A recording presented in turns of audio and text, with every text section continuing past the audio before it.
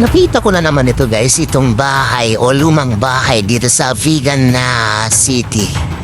Grabe. Baka ayokong lumapit guys.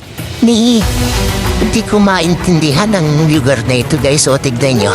O kaya nyo bang tumira sa bahay na ito guys? Grabe. Tingin pa lang parang kinikilabutan na, di ba guys? Ayan. Kung sinong matapang dyan, puntahan nyo na ito sa Vigan Ilocos Sur. Katabi lang ito ng museum ni Crisologo guys. Kaya ayan, puntahan nyo na.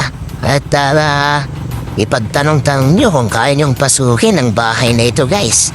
Grabe ako, hindi ko tinanong guys eh. Nahirapan ako.